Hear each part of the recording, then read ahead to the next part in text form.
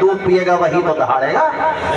ہمارے نواب بھائی بھی ماشاءاللہ جلوہ بار نظر آ رہے ہیں. سبحان اللہ, خوش رکھے. میرے ساتھ واپی گئے تھے گجرات ہمارے نواب بھائی ماشاءاللہ, آپ ہی کے خطے کے ہیں حضرات. تو تعلیم کی طرف فوکس کرو, توجہ رکھو. دیکھو تعلیم کی اہمیت پہ ایک بات مجھے یاد آئی. جاپان میں ایک بچی پڑھنے جاتی تھی, گھر سے بہت غریب تھی, تو ان کے وہاں سے جس گاؤں میں رہتی تھی, ولیج میں پسماندہ علاقہ تھا, تو وہاں سے ٹرین کی پٹری جاتی تھی, تو اس بستی میں بھی ایک اسٹیشن تھا, تو وہ روزانہ اس اسٹیشن سے ٹریول کرتی تھی. کہاں؟ شہر میں, جہاں پہ اس کا اسکول تھا. چھوٹی سی بچی تھی. اب ظاہر ہے ایک آدھ دو سال کے بعد وہاں پہ جب ریلوے ڈپارٹمنٹ اس جائزہ لیا کہ کس اسٹیشن سے کتنی سواریاں جاتی ہیں, تو عجیب معاملہ پیش آیا کہ اس اسٹیشن سے پورے سال میں اس بچی کے علاوہ کسی نے سفر ہی نہیں کیا تھا. تنہا تنہا اکیلی سفر کرتی تھی. اب ریلوے ڈپارٹمنٹ نے سوچا کہ بھئی اکیلی بچی سفر کرتی ہے تو اسٹاپ کی ضرورت کیا ہے, وہاں پہ ٹرین رکے, خامخواہ لاس ہوتا ہے. لیکن ایجوکیشن کی جو پاور سمجھتے ہیں, ہمارے والے ہوتے تو اسٹیشن بھی ختم کر دیتے. ارے ہمارے والے سمجھ رہے ہو کہ نہیں سمجھ رہے ہو؟ اس سے زیادہ مت کہلواؤ یار, آپ بھی پریشانی میں پڑ جاؤ گے, ہم بھی پریشانی میں پڑ جائیں گے. اتنے ہی سمجھ لو بس. انہوں نے عبد الرحمان بھائی بڑی زور سے ہنس رہے ہیں ماشاءاللہ. اچھا ماشاءاللہ, بہت اچھا پڑھتے ہیں. وہاں کے railway department P M O نے اوپر تک جو بھی سسٹم ہے, جب بات پہنچی کہا کیوں, معاملہ کیا ہے؟ ایک ہی بچی ٹریول کرتی ہے. کیوں کرتی ہے؟ پور فیملی سے آتی ہے, غریب فیملی ہے اس بچی کی, اتنا پیسہ نہیں ہے جو کرایہ پے کر سکیں, وہ پیمنٹ کر سکیں کرایہ, تو وہ بچی اسی میں ٹریول کرتی ہے, اسکول میں جا کے پڑھتی ہے, تعلیم حاصل کرنے جاتی ہے, اس کے علاوہ کوئی مقصد نہیں. تو جاپان کی گورنمنٹ نے یہ بات کہی کہ یہ اسٹیشن صرف اور صرف اس ایک بچی کی تعلیم کے لیے کھلا رہے گا. سبحان اللہ, زندہ باد زندہ باد, سبحان اللہ. اور اس وقت تک اوپن رہا وہ جب تک وہ اس بچی کی تعلیم مکمل نہیں ہو گئی. اس سے تعلیم کی اہمیت کا اندازہ ہوتا ہے کہ تعلیم کتنی ضروری چیز ہوتی ہے, کہ صرف اس ایک بچی کے لیے.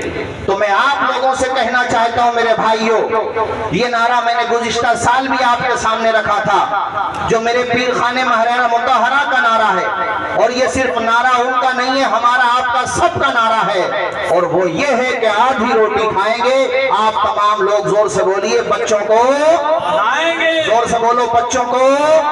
میرے پاس 10-15 منٹ کا ٹائم ہو رہا ہے, مجھے 3 باتیں اور بتانا. نمبر 1 پہ شکشا بتا دی میں نے آپ کو, حالانکہ یہ اور اس میں اور بھی چیزیں میں بیان کرتا ہے, لیکن اتنا ہی کافی ہے. شکشا. دوسرے نمبر پہ آپ کے سامنے میں رکھنا چاہتا ہوں حسن معاشرت. اپنے آپ کو اچھا بناؤ, اتنا اچھا بناؤ کہ تمہارا دشمن بھی ہے نا, جب پیٹھ پیچھے آپ کی بات ہو تو یہ اسے بھی کہنا پڑے یار دشمنی ہونا نہ ہونا وہ ایک الگ میٹر ہے, پرسنل میٹر ہے, مگر آدمی ہے اچھا. یہ سب سبحان اللہ, سبحان اللہ. ہے اچھا, یہ تعریف کرے. دیکھو حسن معاشرت اور اچھائی کیا ہوتی ہے. حضرت عبداللہ ابن مبارک بہت بڑے محدث گزرے, امیر المؤمنین فی الحدیث, جن کا سکہ چلتا تھا اور آج بھی چلتا ہے. احادیث جب آپ پڑھیں گے, ہم علماء پڑھتے پڑھاتے مدارس میں, تو ان کا نام الحمدللہ جگہ جگہ آتا ہے. اتنا بڑا نام عبداللہ ابن مبارک, اتنا بڑا نام. میں ان کی اہمیت بتانے کے لیے صرف ایک واقعہ بتاؤں آپ کو, اور علم حدیث سے ان کا ذوق بھی بتاؤں, کیسے لوگ تھے وہ. اس سے طلبہ بھی سیکھ لیں اور آپ بھی سیکھ لیں کہ 24 گھنٹہ ہم لوگوں نے موبائل ہی کو دے دیا ہے. ٹائم جب بچے گا, اگر موبائل کا صحیح استعمال کر رہے ہیں اس کی بات نہیں کر رہا ہوں میں, غلط استعمال کی بات کر رہا ہوں. کیسے لوگ تھے. عشاء کی نماز کے بعد دروازے پہ آئے واپس, تو نمازیوں میں ایک محدث اور باہر نکلے, ان کا نام تھا علی بن حسن.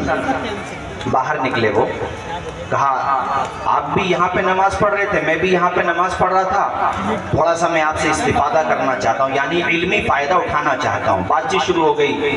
دین نگر پور کے میرے دینی بھائیوں, آپ کو حیرت ہوگی کہ انہوں نے इशा की नमाज के बाद जब हदीस पे गुफ्तगू शुरू की और वो भी सिर्फ एक हदीस पे, यहाँ आधा एक घंटा खड़े होकर तकरीर कर ले तो थकान चढ़ जाती है। वहां पे इशा की नमाज के बाद उन्होंने जब गुफ्तगू शुरू की इल्मे हदीस पे और वो भी सिर्फ एक हदीस पे, तो फजर की अजान हो गई थी मस्जिद के गेट पे, मगर उनकी गुफ्तगू का इख्तिताम नहीं हुआ था। ऐसा शौक था उनको, ऐसा शौक था उनको। ये अब्दुल्लाह इब्ने मुबारक, इनका वो दौर था, खलीफा हारून रशीद उस वक्त प्रेसिडेंट के पूरे आलम इस्लाम के, सिक्का चलता था उनका। उनकी बीवी ने एक मौके पे अपने मकान की छत से देखा कि सरों का सैलाब है, जहां तक निगाह जा रही है सर ही सर नजर आ रहे हैं, यानी निगाहें काम करना खत्म कर रही है मगर पब्लिक का हुजूम सिमटता हुआ नजर नहीं आ रहा है। लोगों ने अपनी पलकों को